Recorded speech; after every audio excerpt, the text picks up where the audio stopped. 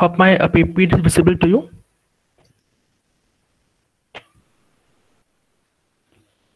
Yes, sir.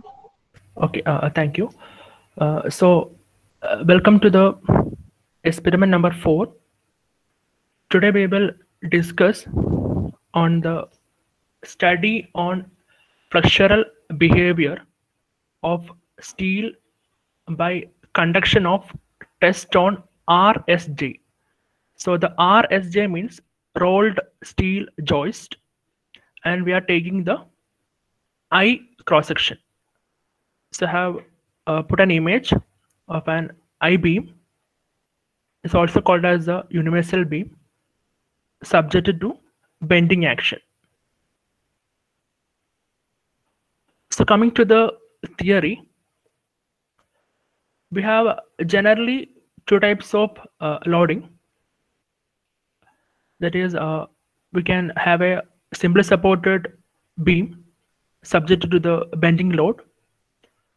So when it is a simply supported beam subjected to the bending load, you will experience, or the beam will experience, the compression stresses at the top and tension stresses at the bottom. So you have learned the basic behavior of beams in your strength of materials class or MOS classes, and the middle layer will be a neutral axis or neutral layer. Similarly, when a cantilever beam is loaded at the tip, there will be a reversal of stresses. That means the top position or top will be under tension and the bottom will be under compression. So another important theory, it relates to the simple bending theory. You all are familiar with the simple bending theory. So we have in this theory, M by I is equal to sigma y by y is equal to E by R. In this equation, the M stands for the moment of resistance or bending moment. I is the moment of inertia. Sigma is the bending stress. Y is the distance from neutral axis. E is the modulus of velocity, and R is the radius of curvature. So this is called as the beam formula or beam equation for the beam subjected to pure bending. So coming to our aim is to study the flexural behavior, that is bending behavior of steel by conduction of test on RSJ high cross section. So the various instruments used for performing the experiment includes the universal testing machine, which you have seen for the mild steel rebar testing, and there are a couple of additional instruments required for this experiment. I have put an image also to correlate for easy understanding. So just to describe this image, we have the steel beam here, and the steel beam is supported on two roller supports, 1 and 2, and onto the steel beam we are applying the load through 2-point loads. So you have the main loading frame here, but the load comes from the universal testing machine, and this load is distributed to a steel plate. From the steel plate, it is distributed to two individual points, and then it is transferred to the steel beam for a pure bending. So we have the roller supports mounted on rigid base. You can see here roller supports, and the distance between the roller supports can be adjusted with the help of adjustable blocks. We have a dial gauge which will position at the center or the midpoint to measure the deflection of the steel beam, a tri-square for the proper arrangement of the loadings as well as the orientation of the steel beam, and the arrangements to apply for the 2-point loading, which you can see here. It consists of two rollers, 1 and 2, one MS plate here, and a loading element fixed to the middle crosshead, and a scale for the measurement of the beam length. So why you need a 2-point loading is very important theory. When a beam simply supported is loaded at 2 points, we can see load P here, and the reactions. When this loading is done at the 1/3 positions from the supports, when you see the shear force diagram, we can see that the shear exists only on the beam in between the supports and the load. That is, in between the loads, in between the two loads, there will not be any shear. On comparing with the bending moment diagram, you can see that the bending moment diagram varies in this way, and the center region is having a peak moment. So on comparing a 2-point loading with a single point loading, say you only have a single point loading here, this will have a different shear force diagram and the bending moment diagram. But when you do with the 2-point loading, you will get a region. This is center region starting from here to here with 0 shear force and a highest bending moment. So this region is the values from this region is used for the calculation of the bending moments. So we will have, for this type of loading, the maximum shear at support will be the P, provided the loading is P and P, and the maximum bending moment will be at a distance of 1/3 from the supports. So it will be P into L/3, and we know from the bending moment equation or the beam formula, we have elastic moment is equal to F into ZE. So this Z is equal to I by Y, where I is the moment of inertia divided by Y. Y is the distance from the neutral axis. So the procedure includes observing the specimen and finding type of beam. So the steel beam can be an angle section, it can be a channel section, I section, and there are numerous varieties of sections. First, to identify the type of steel section and measure its cross-sectional dimensions. Then you should select a suitable span for loading based on the ideas we had discussed before. Mark the midspan point and the 2-point loading locations at 1/3 span distances and mark it. Then you should mark the cross-section lines at this location. So when I'm discussing with this diagram, so we have measured, or we have identified the length required for the steel beam, and we should mark the points where you have to apply for the 2-point loading. Select a proper range of loading, that is 0 to 4 tons. So this we will discuss in the last part, how to to find the range of loading. And after finding that, you can move the adjustable blocks and fix them at positions corresponding to the selected beam. Then place the specimen over the roller supports. Place the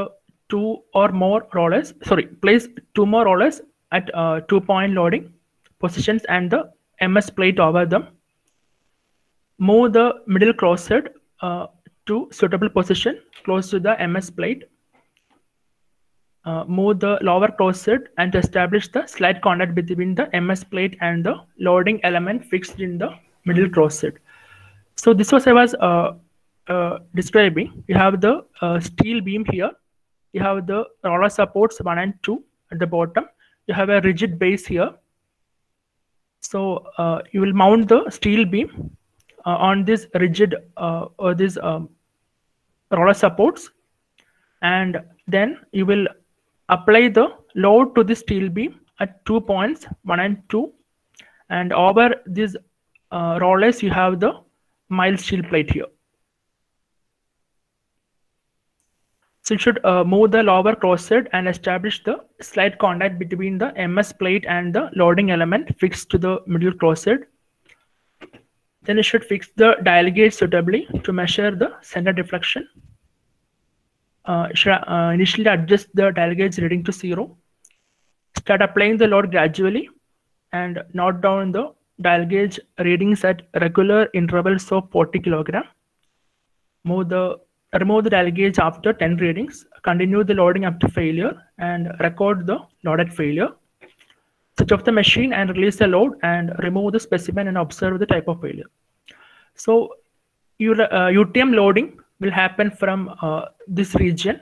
So you will once you are making the UTM in contact with the mild steel plate, the UTM will start loading the specimen and the beam will bend in a simply supported bending way.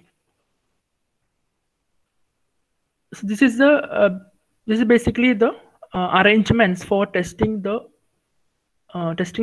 the steel beam for bending. The calculations include the material specimen we have taken is mild steel, and we have taken a steel beam of length 2 meter, and we have to initial. So we have taken the specimen ISHB 200. It is Indian Standard Heavy Beam 200 at the rate 37.3 kilogram per meter. Then the initial cross section is 47.54. This is the section. The I section, you have flanges, web. So ISHB 200. So this 200 means the I section is having a total depth of 200.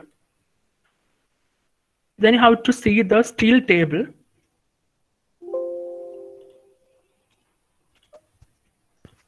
Yeah, so I have placed a steel table here. This is called as the steel table, Indian standards. This describes the various steel sections available and their corresponding properties. So once you go through the I section, in the 4th page, you can see ISHB 200 here. Okay, ISHB 200. So the weight per meter, the sectional area, depth of section, width of flange, everything is calculated and reported in this steel table. So ISHB 200 means its weight per meter is 40. Then we have there are 2 sections, ISHB 200 of 37.3 kilogram per meter and 40 kilogram per meter. So we have taken 37.3. So for that we have sectional area of 47.54, depth of section is 200, width of flange is 200, thickness of flange is 9, and the thickness of web is 6.1. And you can see the moment of inertia values also here, all in centimeter to the power 4. So back to the presentation. So from the steel table, you can find the cross-sectional area, you can find the moment of inertia and all other required cross-sectional values for this section. So this experiment is doing first time in the BTech lab. So we don't have the values for the values of this beam test. So we have planned for a theoretical calculation of the elastic load and the elastic deflection. So you can use the basic beam equation to find the theoretical elastic load of this sample. So we know from the beam equation we have a bending moment divided by moment of inertia is equal to the bending stress by Y. So from the equation we can find the bending moment, because you know the moment of inertia, this is not this sigma, this is the bending stress sigma is equal to 250 Newton per mm square, and Y is taken as 100. So from this calculation you should find the theoretical elastic load for the corresponding loading, and also you should estimate the midspan deflection, that is given by the equation PA by 24 EI into 3L square minus 4S square, where A is shown here. It is L by 3, and the length you know as a 2 meter total length. So all these parameters are known to you. So you are supposed to find the approximate elastic load as well as the elastic deflection of this steel specimen. So if you are doing the conduct classes and if you have the provision for doing this steel beam test, we will check with this value, with this theoretical value, whether this theoretical value is matching with the experimental value. So this will be your experiment number 4. Okay, I have put 2 videos. This is not exactly, is it visible to you?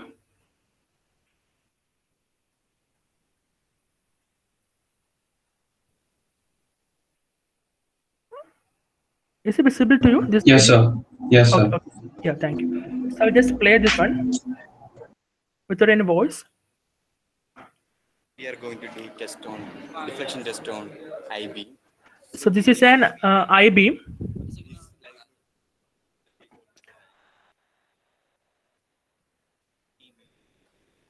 Similarly, from this also, these are the markings that we have. We are going to find the middle portion of these 2 markings. So in this experiment, they have done only for a single point loading.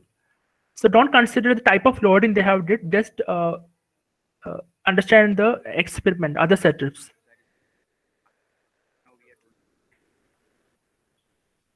This is called as the dial gauge, which will position at the center of the beam to measure the deflection of this steel beam. So corresponding to the beam deflection, suppose the beam is deflecting in like this, and this dial gauge will rotate in a clockwise direction. So this relation will give you the, or this dial gauge is made to read the deflection, vertical deflection.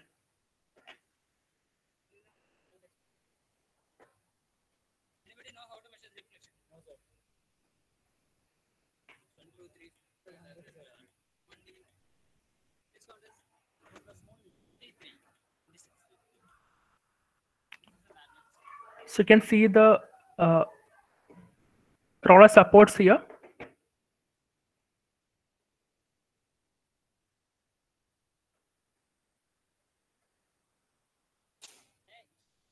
This is only a single point loading.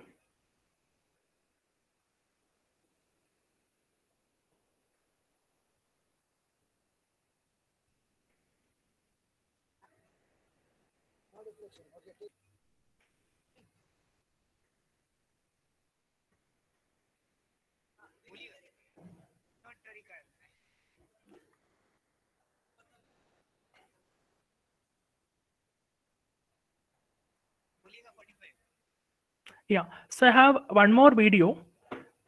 This is the beam test done on a timber beam.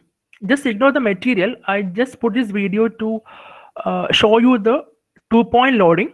You can see the roller supports here, roller support 1 and 2 here, and this is the loading arrangement, and this loading is done to a steel sample. For us, we have a mild steel plate, and then below the mild steel plate we have 2 points at a distance of L by 3 from the supports.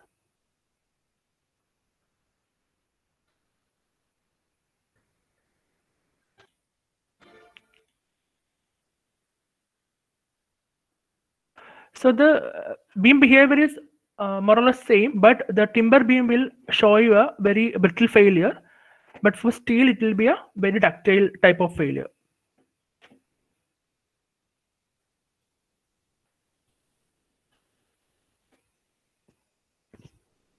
So any doubts regarding the experiment?